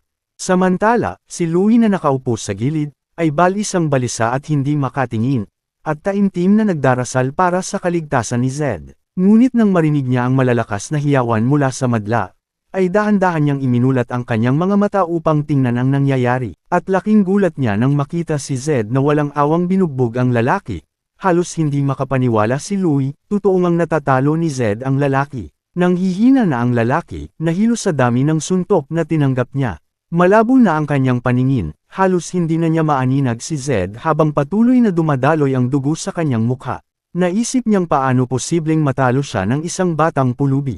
Pinilit niyang ipunan ang natitira niyang lakas at muling tumira ng suntok, pero madali itong naiwasan ni Zed. Napangisi si Zed at muling pinakawala ng sunod-sunod at mabibilis na mga suntok. Pinilit ng lalaki na tumagal pa, ngunit isa pang mabagsik na suntok mula kay Zed ang tumama sa kanya, at bumagsak ang lalaki sa sahig, wala nang kakayahang lumaban. Tumawag si Zed sa referee, sinabing panahon na para tapusin ang laban, at baka raw mapatay pa niya ang lalaki kung ipagpapatuloy pa. Nanginginig sa kaba, ay walang ibang dahilan ng referee para ipagpatuloy pa ang laban at idineklara si Zed bilang panalo. Sa isip-isip ni Zed, ay isa lamang itong simpleng warm-up, at napaisip siya kung naging masyado ba siyang marahas sa lalaki. Lumapit si Zed at Louie sa counter para kunin ang kanilang napanalunan. Hinarap ni Zed ang lalaking nag-aabot ng pera, at tinanong kung bakit parang napakaliit ng halagang natanggap nila, gayong 62 sa isa ang pusta. Inakusahan niya ang lalaki na niloloko sila dahil mukha silang bata, sabay sabing marunong siyang magkwenta ng mga simpleng bagay. Ngunit matigas ang sagot ng lalaki, iginiit na eksakto raw ang ibinigay niyang halaga. Napansin ni Zed na iwas ng tingin si Louie at pawis na pawis. Dito niya marahas na tinanong kung magkano ba talaga ang ipinusta ni Louie, lalo't malinaw ang sinabi niyang ipusta ang lahat ng pera nila. Nahihiyang umamin si Louie na ayaw niya talaga ng sugal kaya nagtira siya ng kaunti para sa hapunan. Biglang may lumapit na babae at magalang na binati si Zed, humihiling ng kaunting oras niya. Tiningnan siya ni Zed nang may pagdududa at tinanong kung sino siya. Ngumiti ang babae at sinabing halatang ngayon lang niya naranasang pumasok sa arena base sa ekspresyon ng kanyang mukha. Ipinakilala niya ang sarili bilang si Herna, ang tagapamahala ng arena, at muling hiniling na makausap si Zed kahit sandali lamang. Ngunit diretsyong tumanggi si Zed at lumakad palayo kasama si Louie, sabay sabing wala siyang interes makipag-usap sa kanya. Habang papalayo sila, ay hinarang sila ng mga gwardya. Kalma silang tiningnan ni Zed at tinanong kung gusto rin ba nilang matulad sa lalaki. Nang makita niyang ayaw silang paalisan, ay tinanong niya ng may panunuya kung dahil ba ito sa katapatan nila kay Herna. Sumingit si Herna at malamig na ipinaliwanag na ang lalaking natalo ni Zed, na nagngangalang Ikas, ay isa sa mga personal niyang tauhan, at sana raw ay malinaw na ngayon ang ibig niyang sabihin. Pinayagan silang umalis sa pagkakataong iyon, ngunit, nangakong magkikita silang muli sa isang lugar na mas komportable kaysa sa arena. May ibig sabihin ang tingin ni Herna habang sinasabi niyang hinahangaan niya ang mga mandirigmang tunay na malakas katulad ni Zed. Maya-maya, habang naghihintay sila ng pagkain sa isang kainan, ay pinagalitan ni Louie si Zed sa pagiging bastos kay Herna. Ipinunto niyang hindi lang basta tagapamahala si Herna kundi ang totoong may kapangyarihan sa buong lungsod, kaya't habang naroon sila, ay tiyak na magkikita silang muli. Tinawag ni Zed si Herna bilang isang matandang fox na mahilig sa pera, kaya't sinabi ni Louie tama nga si Zed dahil ganoon din ang tawag ng mga tao kay Herna. Dagdag pa ni Louie, na halatang gusto ni Herna na mauna siyang makarecruit kay Zed. Napaisip si Zed at sinabing may ganito rin siyang karanasan noong una siyang pumasok sa mundo ng martial arts sa kanyang nakaraang buhay. Nang nagsimula na siyang sumikat, ay samut-saring tao ang lumalapit sa kanya, ginagamit ang kanyang talento para pagkakitaan, at makailang beses din siyang naloko. Pero isang araw, ay nakilala niya ang isang coach na nagbago ng kanyang buhay, isang taong ginawa siyang tunay na kampyon. Dahil doon, ay hindi na siya ang dating inosenteng batang madaling lokohin, unti-unti siyang umangat mula sa wala hanggang sa maging isang tunay na kampyon. Kalaunan ay dumating na ang pagkain sa kanilang mesa, karamihan ay karne. Habang sabik ng kumain si Louie, ay pinigilan siya ni Zed. Naguluhan si Louie at tinanong kung bakit dahil hindi na siya makapaghintay sa gutom. Ipinaliwanag ni Zed na hindi tunay ang karne dahil kakaiba ang kulay nito kumpara sa totoong karne ng Verti. Ipinaliwanag niya na kung iisipin, ay isang buong linggo ang ginugol ni Warden Clark para lang makakuha ng totoong karne ng Verti. At kung madali lang pala itong makuha sa kalapit na syudad, ay hindi na sana kailangan ng ganoong paghihirap. Pinaliwanag pa ni Zed na sobrang bihira ng karne ng Verti, at hindi ito basta-basta ibinebenta sa mga karaniwang tao, lalo na sa isang ordinaryong restaurant. Kaya nakakasigurado siyang mababang uri lang ang karne sa harap nila, at kahawig lamang ito ng totoong karne ng Verti, ito ay isang panloloko. Subalit walang pakialam na sumagot si Louie, nakainin na lang daw nila ito dahil gutom na rin naman sila. Ngunit matigas si Zed, sapagkat binayaran nila ang halaga para sa totoong karne ng Verti kaya't malinaw na panloloko ito. Ayaw niyang niloloko at naniniwala siyang karapatan nilang makuha ang tamang pagkain. Agad niyang tinawag ang waiter, na galit na lumapit at sinabing istorbo raw talaga si Zed mula pa sa pagpasok, iisa lang daw ang inorder pero ang dami pang reklamo. Matigas na sagot ni Zed na peke ang karne at dapat ibigay ang tamang putahe bago pa siya umangal ulit. At naiinis siya sa ugali ng restoran na ito, na mapagmataas sa panloloko pero bastos sa customer. Paaring nasagot ng waiter na akala raw ba ni Zed ay nasa karinderya siya, kung saan pwede siyang umasta ng kung ano-ano. Kaya naman walang pasensyang siningitan siya ni Zed at sinabing wala siyang oras makipagtalo sa isang simpleng waiter, dahil ang manager ang hinahanap niya. Naiinis na bulong ng waiter na sigurado raw siyang sira na ang ulo ni Zed. Napansin ng ibang customer ang kaguluhan at nagsimulang magbulungan, at baka raw may gulo na namang mangyari. At dahil dito, ay walang nagawa ang waiter kundi dalhin sina Zed at Louie sa manager. At nang makita sila ni Louie, ay kinabahan siya ng husto. Isang grupo ng malalaking chef ang nandoon at nang aasar kung sila raw ba ang mga batang lansangang nanggugulo. Matalim ang sagot ni Zed, na ang tunay na nanggugulo ay ang nagbebenta ng pekeng karne. Subalit natawa lamang ang manager at sinabing hanga siya sa tapang ni Zed, pero ipinaalala rin niya na mukhang hindi alam ni Zed ang kanyang pinapasukan. Tahimik namang sumagot si Zed na ang totoo, ang manager ang hindi nakakaunawa sa bigat ng sitwasyon, sabay sabing isipin na lang nito kung sino ang unang mamamatay kung magkagulo man ngayon. Galit na galit ang mga chef habang sabay-sabay na umatake kay Zed, sabay sigaw na tuturuan nila siya ng leksyon na hinding-hindi niya malilimutan. Ngunit napakadali para kay Zed na talunin ang bawat isa sa kanila. Sinuntok niya ang una sa muka, binali ang kamay ng isa, at kinawawa ang isa pa. Biglang may isa pang chef ang sumugod mula sa likuran, nagtangkang saksakin si Zed gamit ang kutsilyo.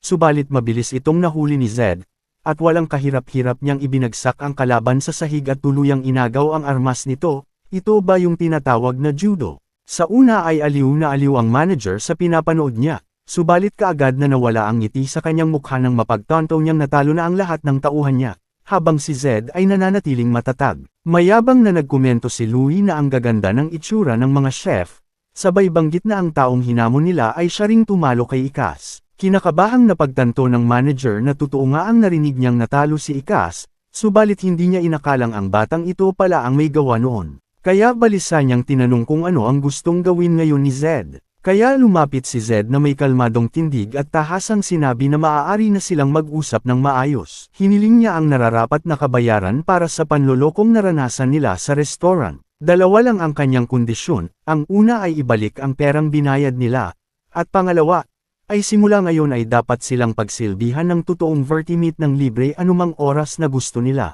Napalunok ang manager sa narinig lalo na nang banggitin ni Zed ang vertimate, at napasigaw dahil sa kondisyong ito. Pagkalipas ng ilang sandali, sa pagpasok nila sa bagong kwarto sa inn, ay masayang tumalon si Louie sa malambot na kama, sabay sigaw na ito ang unang beses niyang makaranas ng ganitong karangyan, at para sa kanya, ay wala nang hihigit pa rito. Humarap siya kay Zed na puno ng paghanga, sinabing kahanga-hanga ang ginawa ni Zed ngayong araw, ito ang eksaktong inaasahan niya mula sa isang taong may dugong marangal. Habang tinatakpan ni Zed ang sarili at naghahanda ng matulog, ay binalaan niya si Louie na ang pagpapakalat ng maling chismis ay hindi makakabuti sa kanila. Subalit tumawa lang si Louie at sinabing hindi niya malilimutan ang pamumula ng mukha ng manager. Dagdag pa niya, na salamat sa pangyayaring iyon ay mabubuhay na sila ng komportable. Sa kalagitnaan ng gabi, ay mahimbing na silang natutulog. Ngunit si Louie ay gising pa, at tahimik siyang bumangon sa kama, dahan daw ang tumingin kay Zed para siguraduhing tulog na ito. Nang makitang nakatalikod na si Zed at tila mahimbing nang natutulog, ay dahan-dahan niyang binalot ang sarili ng kanyang panyo, at palihim na lumabas ng kwarto. Ngunit hindi totoong natutulog si Zed, at pagkaalis ni Louie ay agad niyang idinilat ang kanyang mga mata. Makalipas ang ilang araw, ay pumasok si Louie sa kwarto ni Zed, noon ay nagsasanay pa rin si Zed, kaya nagreklamo si Louie kung hanggang kailan ba ito magpapatuloy sa nakakapagod nitong pag-eensayo. Sabay biro na mas pipiliin pa ng karamihang salamangkero na mamatay kaysa gawin ang ganoong klaseng araw-araw na ehersisyo. Pagtatakang tinanong niya si Zed kung kaya ba ito nag-e-ensayo ng todo dahil wala siyang mana. Sumagot si Zed na parang ganun na nga, kaya nagtaka si Louie sa tugon niya. Samantala, ay nainis si Zed sa sarili, dahil kahit anong pagsisikap niya, ay nananatiling 0 ang level ng kanyang mana. Pagkatapos ng training, ay sinabi ni Zed kay Louie na oras na para mag-agahan. Tuwang-tuwa si Louie at nagtanong kung ano ang kakainin nila, patatas ba, salad, o hindi kaya ay manok. Sumagot ni Zed na karne naman ngayon, dahilan para mas lalong matuwa si Louie na sa wakas daw ay makakatikim na siya ng karne. Habang naglalakad, ay napagtanto ni Zed na matagal na silang hindi nagpakita doon, makatatlong araw na rin, ito ay para maiwasan ang gulo matapos silang kumain ng 10 putahi sa iisang araw lamang. Tinanong niya si Louie kung magkano pa ang natitirang pera nila. Sumagot si Louie na kaunti na lang ang kanilang pera, dahil mahal ang bayad sa tinutuluyan nilang in. Subalit hindi naniniwala si Zed sa dahilan ni Louie, sapagkat matagal na siyang naglalaro ng larong ito, kaya kabisado niya ang galawan ng ekonomiya. Ang paggastos nila ng 50 gintong barya sa loob lang ng ilang araw ay hindi makatotohanan, at ito ay maihahalin tulad sa pagtatapon ng pera sa kalsada. Tinitigan niya si Louie, at nagdududa kung sa tingin ba ni Louie ay hindi niya napapansin ang kakaibang kilos niya nitong nakaraan. May hinala si Zed na may tinatago si Louie kaya ito nagsisinungaling tungkol sa pera, pero sa ngayon, ay pinili niyang huwag muna itong pansinin, basta't hindi ito mauwi sa pagtataksil, gayunpaman, ay desidido siyang tuklasin ang totoo. Maya-maya ay lumipat ang eksena sa manager ng restaurant habang may isang tauhan na lumapit at nagulat na dumating na sina Zed at Louie. Naiinis na inutusan ng manager ang tauhan na gawin na ang napag-usapan nila, at ilang sandali pa, ay dinala sina Zed at Louie sa isang pribadong silid na punong-puno ng masasarap na karne. Masiglang inanunsyo ng waiter na naghanda sila ng engranding salo-salo para sa kanila. Tuwang-tuwa si Louie at napatanong kung magkano kaya ang halaga ng lahat ng karne sa harap nila. Si Zed naman ay agad na nakaramdam na may kakaiba sa sitwasyon, sapagkat masyadong magiliw ang pagtanggap sa kanila. Nagtataka siya sapagkat wala naman siyang napansin na mga asasin o bayar ang mandirigma sa paligid. Pero hindi niya pa rin maintindihan kung ano ang tunay na ibig sabihin ng ganitong kabaitan. Samantala, si Louie ay sobrang excited at naghanda ng kumain, sabay aya kay Zed na kumain na rin. Inabot pa niya ito ng karne na binalot sa dahon ng litsugas, sabay sabing siya mismo ang naghanda nito. Nagpasalamat si Zed at muntik ng kainin iyon, pero sa loob-loob niya, ay nagpapatuloy pa rin ang kanyang pag-iingat at obserbasyon sa paligid. Ngunit bago niya tuluyang makain ang karne, ay bigla siyang nakaramdam ng kakaibang pakiramdam, at gulat na gulat siyang sumigaw kay Louie na iluwa kaagad ang karne at huwag na huwag itong kakainin anuman ang mangyari. Nagsimulang makaramdam ng pagkahilo si Louie, lalo na nang marinig niyang lason pala ang masarap na karne na kani-kanina lang ay nilalantakan niya.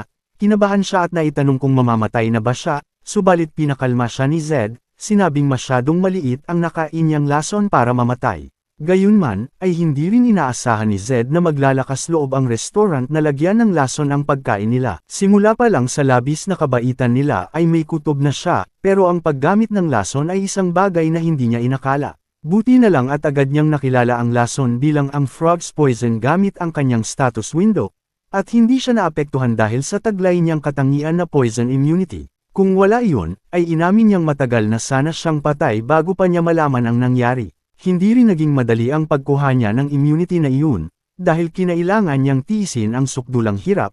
Ilang ulit siyang uminom ng bawat uri ng lason sa imperyo ayon sa ranggo, at nilunasan lang ng paulit-ulit na paggamit ng antidote. Samantala, ay hindi pa rin makapaniwala si Louie, dahil wala naman daw kakaibang lasa o amoy ang karne kaya hindi siya sigurado kung talaga bang may lason ito. Kaya naitanong niya kung paano ito nalaman ni Zed, at hinala niyang baka dahil isa siyang arahan, isang elite na maharlika na sa kanyang paningin ay nasa ibang antas. Sa pag-iisip na iyon, ay kinabahan siyang tinanong kung ano ang susunod nilang hakbang, dahil malinaw na may nagtangkang pumatay sa kanila. Nagmungkahi siyang tumakas na lang sila, pero ramdam niyang nanghihina siya at unti-unting natataranta. Hindi sumang-ayon si Zed sa pagtakas, wala raw rason para tumakbo. Sa halip, ay plano niyang pagbayarin ng husto ang restaurant. Samantala, ay makikita natin ang may-ari ng restaurant na mainit ang ulo, inis siyang nagmumura sa sarili habang inaalala kung gaano kayabang ang dalawa. Kalmadong sinabi ni Zed na pumunta siya rito para linawin ang ilang hindi pagkakaunawaan at may ilang katanungan din siya. Habang minamasda ng may-ari kung gaano na karami ang nakakain ng dalawa, ay palihim siyang ngumiti, hinihintay niya ang pag-epekto ng lason. Tinuwanan pa niya si Zed at sinabing anong hindi pagkakaunawaan ang tinutukoy nito, dahil para sa kanya, sina Zed at Louie ay mga magnanakaw na gumagamit ng pananakot para makapangikil. Itinuro ni Zed na iyon mismo ang hindi pagkakaunawaan. Inimbitahan niya ang may-ari na kumain din ng karne bilang simbolo ng pakikipag-ayos. Inabutan pa siya ni Louie ng balot na karne. Nagulat ang may-ari at nagtanong kung bakit nila ito binibigyan. Sagot ni Zed, kung tatanggapin niya iyon, ay aalisin niya ang isa sa mga kondisyong kanilang hiniling, at muling nilinaw na hindi sila mga magnanakaw. Subalit agad na tumanggi ang may-ari at sinabing wala siyang intensyong makipag-ayos. Hindi natinag si Zed at napansin niyang tila may ibang dahilan kaya tumanggi ang lalaki, baka raw kasi may lason sa karne. Nagulat ang may-ari at agad na itinanggi ang paratang. Ngunit kinompronte siya ni Zed at tinanong kung nag-enjoy ba ito sa palabas. Biglang binaliktad ni Zed ang mesa sa kabila ng silid, at lumantad ang karne sa sahig. Nataranta ang may-ari, hindi pala kinain ni Zed ang karne, kundi itinapon. Hindi niya maintindihan kung paano nalaman ni Zed ang tungkol sa lason, imposible raw ito. Matapos iyon, ay tuluyang inakusahan ni Zed ang may-ari. Sinabi niyang noon ay balak lang niyang bumisita paminsan-minsan, pero ngayon, ay tila hindi na siya makapagpigil sa pagdududa. Tinawag niyang kasuklam-suklam ang ginawang paglalagay ng lason. Pilit na binawi ng may-ari ang akusasyon, sigaw niyang wala siyang ebidensya. Ngunit kalmadong sagot ni Zed na mayroon siyang ebidensya. Binuksan niya ang kanyang mga mata, at isang nakakasilaw na pulang liwanag ang lumantad, at sinabi niyang iyon ang ebidensya. Sa malamig at nakakatakot na boses, ay tinanong ni Zed kung saan siya humugot ng lakas ng loob para linlangin ang isang arahan. Banta niya na ang ganitong uri ng kasalanan ay may kaparusahang kamatayan. Napaatras ang nanginginig na may-ari habang idinagdag ni Zed na ang tulad niya ay maaaring mawala sa isang iglap lamang. Ganap na nagpanik ang may-ari, sigaw sa kanyang isipan na mamamatay na siya. Napaluhod siya, umiiyak habang paulit-ulit na humihingi ng tawad. Hindi raw niya alam kung sino talaga si Zed, paulit-ulit niyang hiniling ang kapatawaran. Nagmamakaawas sa paanan ni Zed, habang sa kanyang loob-loob ay hindi niya naisip kung bakit ang isang arahan ay nasa isang liblib na baryo, nagtatago ng pagkakakilanlan, at nagpapanggap na isang pulubi. Nanginginig sa takot, ay tinawag niya ang sarili niyang hangal at walang silbi, at nakiusap na handa siyang gawin ang kahit ano kung siya'y patatawarin. Tahimik lang si Zed habang pinagmamasda ng may-ari na tila batang lumuluha. Napaisip siya kung gaano nga ba kalakas ang awtoridad ng isang arahan, na baka dapat ay mas madalas niya itong gamitin. Nang tanungin niya kung handa ba talaga itong gumawa ng kahit ano, ay sinabing pagbibigyan niya ito sa pagkakataong ito dahil sa sinseridad nito. Nagpasalamat ang may-ari ng paulit-ulit, sinabing hinding-hindi niya makakalimutan ang kabutihang ito. Inilahad ni Zed ang kanyang mga kondisyon, una ay huwag kailanman isisiwalat ang kanyang pagkakakilanlan. Agad namang sumang-ayon ang may-ari, sinabing ni sa kabilang buhay ay hindi siya magsasalita. Ikalawa ay hihingi si Zed ng kalahati ng kanyang yaman at ituturing niya na walang nangyaring insidente. Agad na sumang-ayon ang may-ari at nagmamadaling umalis para kunin ang pera, takot na baka magbago pa ang isip ni Zed. Pagkaalis ng may-ari, ay nagkatinginan sina Zed at Louie. Komento ni Louie na hindi man lang nakuhang sumuwi ng may-ari, isang nararapat na reaksyon sa harap ng isang arahan. Minungkahi ni Zed na umalis na sila sa lungsod kapag nakuha na ang pera, at pumayag si Louie. Ngunit bago sila tuluyang makapagpahinga, ay isang pamilyar na tinig ang pumihil sa kanila, tinatanong kung saan daw sila papunta ng ganoon kabilis. Pagharap nila, ay laking gulat nilang si Herna iyon, papalapit ng may mapang asar ng ngiti. Sa kanyang maladramatikong lakad, ay agad siyang nakilala ni Zed at binanggit ang kanyang pangalan. Masiglang pagbati ni Herna na nagkita tayo ulit, sabay puri kay Zed na tila napaka-interesadong tao pala si Zed. Tahimik na nag-isip si Zed kung nalaman ba ni Herna ang kanyang pagiging arahan, saglit niyang inisip kung ang may-ari ba ang nagsabi, pero mabilis niyang itinanggi sa sarili iyon dahil sobrang takot daw ang may-ari para magsalita.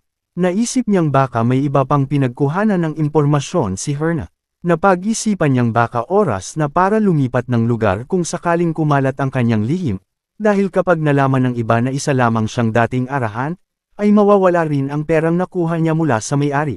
Hiniling ni Herna na makausap siya ng pribado, at pumayag naman si Zed. Nang makaupo na sila, ay diretso siyang tinanong ni Zed kung bakit siya naroon at kung may kailangan ba ito sa kanya. Sagot ni Herna na nagkakamali raw si Zed, hindi lang siya naroon para kay Zed, kundi para makita ang kanyang kliyente. Agad na patigil si Zed, na tila napagtanto ang tinutukoy ni Herna. Inamin ni Louie kay Zed na siya ang kumuha ng serbisyo ni Herna para sa isang bagay, at hindi raw niya intensyong itago iyon mula kay Zed. Ipinaliwanag ni Herna na sinimulan na niyang tingnan ang hiling ni Louie pero kailangan pa raw ng dagdag na bayad para maituloy ito. Natarante si Louie at sinabing nilalabag ni Herna ang napagkasunduan nila dahil ang laki na raw ng ibinayad niya. Ngunit malamig ang tugon ni Herna na hindi pa sapat ang bayad ni Louie para pambili ng pagkain. Isinaad ni Herna ang paghahanap sa nawawalang kapatid ni Louie, na maaaring patay na, ay hindi madaling gawain. Gulat at puno ng pagkabigo, ay tinanong ni Louie kung paano nagawa ni Herna ang ganito. Isinaad ni Louie na ito ang huli niyang pag-asa upang mahanap ang kanyang kapatid. Tahimik na pinanood ni Zed ang palitan ng salita at ngayon ay nauunawaan na niya ang sitwasyon. Iminungkahi niyang magkasundo na lamang sila, dahil sinabi ni Herna na may pakay din ito sa kanya. Inalok ni Zed na pagsamahin na lang ang dalawang usapan, kung tutulungan ni Herna si Louie, ay makakamit din ni Herna ang tulong ni Zed. Naintriga si Herna at pumayag, aniya ay simple lang ang hinihiling niya, na nais niyang muling lumaban si Zed kay Ikas. Subalit agad na tumutol si Louie, babala niya kay Zed na halatang bitag iyon. Ngunit kalmado lang na tinanggap ni Zed ang hamon, sa isang tusong ngiti. Sinabi ni Herna na tutuparan niya ang kanyang pangako habang ginagawa ang ganito. Maya-maya, habang naglalakad sila sa makikitid na eskinita ng lungsod, ay bitbit ni Louie ang isang baol na puno ng ginto. Subalit sa kabila ng tagumpay, ay nakayuko siya tila mabigat ang kalooban. Tinanong siya ni Zed kung bakit siya malungkot gayong nakakuha naman sila ng malaking pera. Humingi ng paumanhin si Louie, sinabing hindi niya intensyong lokohin si Zed at nakipag-ugnayan lang siya kay Herna dahil sa matinding pangangailangan. Sumagot si Zed na alam niya ang tungkol sa pera at sa pakiusap na ginawa sa likod niya. Nagulat si Louie at naitanong kung bakit nagkunwaring hindi niya alam. Sinabi ni Zed na hindi niya ito pinansin dahil naniniwala siyang mula iyon sa tunay na pangangailangan ni Louie. Isinaad ni Zed na alam niya ang lahat ng pasekretong gawain ni Louie sa likuran niya. Subalit para kay Zed ay okay lang iyon dahil malaki rin naman ang naitulong ni Louie sa kanya. Ikinatuwa ito ni Louie, subalit muling pinaalalahanan siya ni Zed na huwag nang magtago ng anuman, dahil ang tiwala ay hindi dapat pinapalitan ng pagtataksil. Habang hawak-hawak ni Louie ang baol ng ginto, ay mahigpit ang tinig ni Zed na huwag kang maging basura, anuman ang pinanggalingan mo. Halos maiyak si Louie at taimtim na nangakong hindi niya kakalimutan iyon. Nahihiyang pinigilan ni Louie si Zed at nakiusap na huwag na itong tumuloy sa laban. Inalok niyang tumakas na lang sila habang may pagkakataon pa, gaya ng dati nilang napag-usapan, ngunit kalmado lang si Zed at binanggit ang tungkol sa kapatid ni Louie, na kung tataka sila, ay ano na raw ang gagawin nila tungkol sa kahilingang iyon. Pinaalala ni Louie na hindi mapagkakatiwalaan si Herna, na tiyak na muling pagtataksilan sila nito, at sigurado siyang alam din iyon ni Zed. Napagtanto ni Zed na hindi ganoon kadaling malinlang si Louie, at ang katotohanang lumapit pa rin ito kay Herna ay patunay kung gaano na talaga siya kadesperado na mahanap ang kanyang kapatid. Inilarawan ni Zed na ang desperasyon na nagtulak kay Louie, ay maihahalin tulad sa pagkapit sa isang bulok na lubid, na kahit alam niyang mapuputol ito, ay wala pa rin siyang magawa kundi ang umasa. At si Herna naman ang matanda na sinamantala ang desperasyon ni Louie at niluko ito. Inamin ni Zed na sa simula pa lang ay balak na niyang tumakas, pero nagbago raw ang isip niya. Nagtaka si Louie at tinanong kung bakit, dahil babala ni Louie, ay siguradong handa na si Herna sa susunod na laban. Ngunit sagot ni Zed na iyon nga mismo ang dahilan kung bakit gusto niyang ituloy ang muling pagtutuos. Nang tanungin ni Louie kung bakit, ay sumagot si Zed na kapag nakakakita siya ng basura, ay pakiramdam niya ay kailangan niya itong linisin. Ipinaliwanag ni Zed na ang pagtalo sa isang kalaban na ibinuhos ang lahat, kahit handang-handa pa ito, ay isang bagay na nagbibigay sa kanya ng tunay na saya at kasiyahan. Samantala, sa Kyrian Prison, ay may mga kaganapang nagsisimula na, hudyat na may mahalagang nangyayari sa likod ng mga eksena. Mabilis na nagmamadali ang mga gwardya, na tila may kinatatakutang pangyayari. Iniulat sa direktor ng piitan na nakalinya na ang lahat ng tauhan. At agad siyang nag-utos sa frontline team na kumilos na. Mariing sinuntok ng direktor ang kanyang mesa, habang bumabalot sa kanya ang madilim at nakakakilabot na aura. Tinawag niya sina Zed at Louie bilang mga daga na nagtatago lamang pala sa ilalim ng kanilang ilong. Sa galit at determinasyong sumiklab sa kanyang mga mata, ay nangakong tatapusin na niya ang problema sa pagkakataong ito.